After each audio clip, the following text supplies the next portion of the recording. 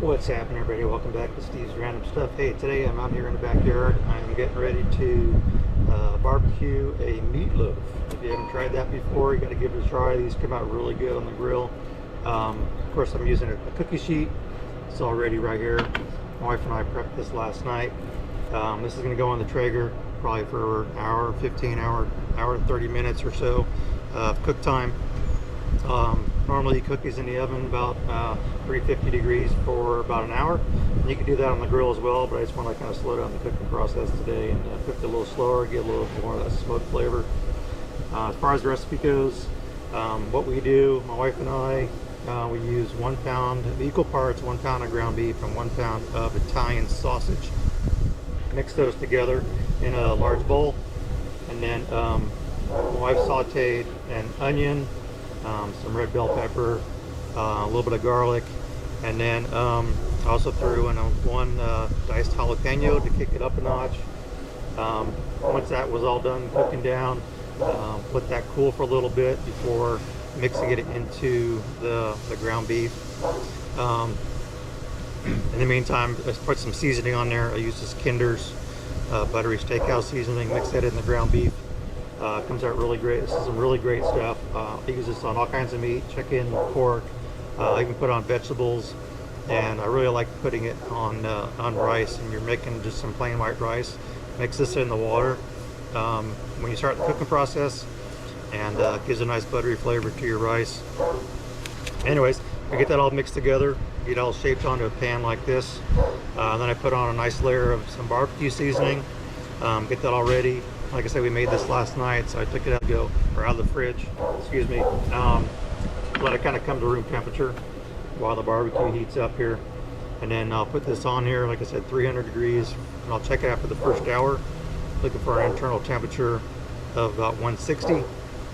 Also in there is some Worcestershire sauce. I put a couple tablespoons of Worcestershire sauce in the mixture as well. Give a little extra flavor. And we'll put this on the grill here in a few minutes. 300 degrees. I'll probably be like an hour and a half cook or so. We'll see how that goes, but once it gets to about 150, I'll glaze the top with some barbecue sauce. Let that cook for the last few minutes, and then it should be good to go after that. I'll take it off the grill once it hits that 160 internal, and then let it rest for 10 minutes or so before dinner. Anyways, stay tuned. This is going on here now, and I'll show you how it looks when it's done. Thanks for watching.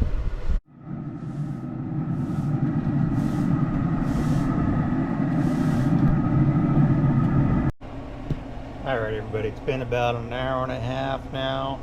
My Chugod thermometer that I use just went off at temperature.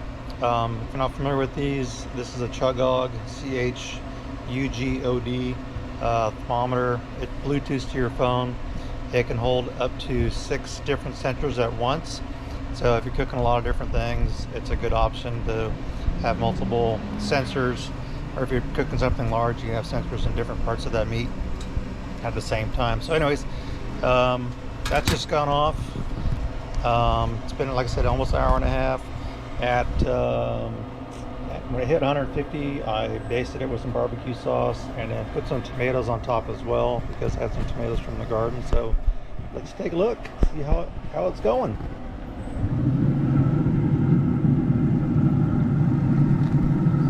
All right, there you go. You can see it. Got the fresh tomatoes on top. Got the Chugod thermometer on there, and it's looking pretty good. So I think I'll go ahead and take this off and get it inside and let it rest. And I'll let you know how it goes.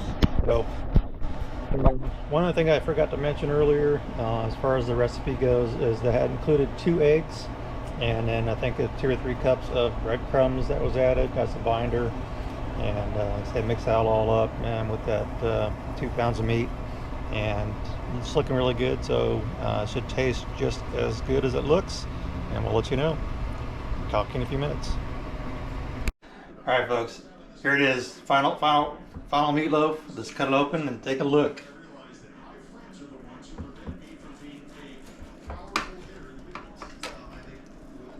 There it is. Looks good. Should we try a little piece?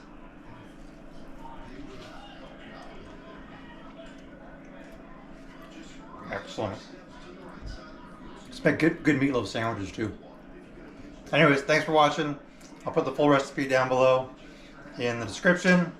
Thanks for watching Steve's Random Stuff. Hit the like and subscribe button, and we'll talk to you later.